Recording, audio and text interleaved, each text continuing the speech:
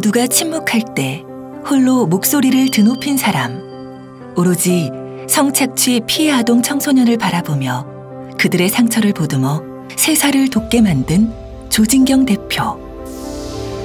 제가 했던 것들을 알리는 것보다 중요한 것은 한 사람이라도 더 성착취 피해 아동 청소년에 대한 인식을 바꾸게 만드는 거예요. 지금부터 조진경 대표의 이야기에 함께 귀 기울여 봅니다. 처음에는 성인 성매매 여성을 만났는데 그들 대부분이 10대 시절 성매매에 유인되었다는 것을 알게 되었습니다. 최근엔 스마트폰을 사용하는 모든 아동 청소년이 성착취의 대상이 되고 있습니다. 그럼 이들은 왜 성착취를 당하게 된 걸까요? 아동 청소년 성착취는 온라인을 근간으로 이루어집니다. 그런데 여기에 대한 우리 사회의 감시 감독과 관심은 너무나 소홀합니다. 성착취를 당한 아동 청소년을 방치할 경우 피해에서 벗어나지 못하고 성인이 됩니다. 결국 성산업으로 유입되기 쉽습니다.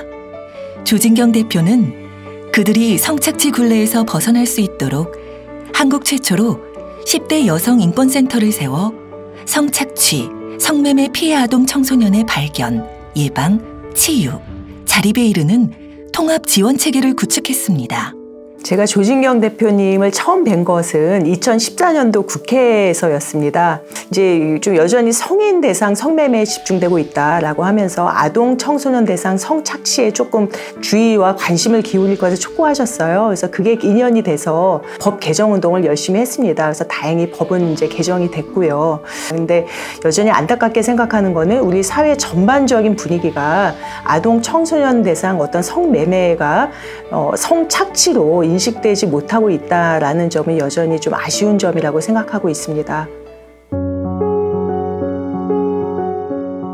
과거에는 아동 청소년의 성매매가 자발적이었다고 판단되면 대상 청소년으로 분류되어 성매매 범죄자가 되었습니다. 10대 여성 인권센터를 비롯한 많은 분들의 도움으로 2020년에 법이 개정되면서 대상 청소년 규정은 폐지되고 자발, 강제 관계없이 모든 아동 청소년을 피해자로 보호할 수 있게 되었습니다.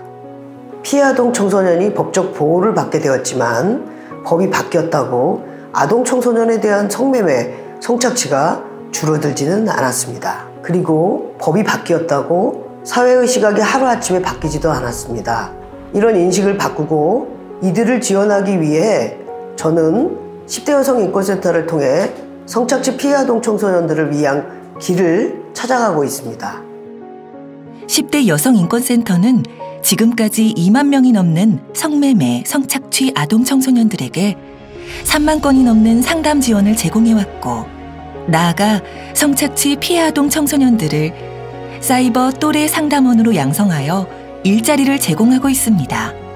이러한 조진경 대표의 노력에 힘입어 전국에 성매매 피해 아동 청소년 지원센터가 17곳이 생겨나면서 더 많은 피해 아동 청소년들이 도움을 받게 되었습니다. 피해를 조사받는다거나 치료를 위해서 간 병원에서도 또 2차 가해를 받기도 합니다. 그래서 세심한 배려가 필요하고 그런 일들을 하기 위해서 10대 여성 인권센터가 존재하고 그러기 위해서 여기서 열심히 일하고 있는 겁니다. 피해 아동 청소년의 마음을 치유하는 길에 우리 사회가 동참해야 합니다. 그래서 그들이 자신의 아픔을 보듬는 과정이 고스란히 담긴 작품을 세상에 공개하고 이들의 마음을 우리 사회가 함께 어루만져 줄 수 있는 자리를 마련했습니다. 조진경 대표는 피해 아동 청소년의 마음을 공감할 수 있는 전시회를 개최했고, 국제 세미나를 개최해 성착취 피해 아동 청소년 보호 법제화에 대한 의견을 세계와 공유하기도 했습니다. 조진경 대표는 국내 최초로 성착취 피해 아동 청소년을 지원하는 10대 여성 인권센터를 설립했습니다. 또한 성착취 아동 청소년을 위한 상담과 지원 등 다양한 활동을 조직하고 실천해온 점을 높게 평가하여 조진경 대표를 2022년도 봉사상 수상자로 선정하였습니다. 그가 걸어온 길 위에는 많은 피해자들이 있습니다. 그리고 범법자에서 피해자로 인정받은 아동 청소년들이 있습니다.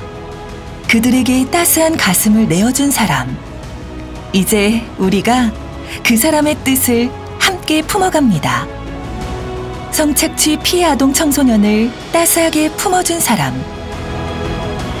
청암상 봉사상 수상자 조진경 대표입니다.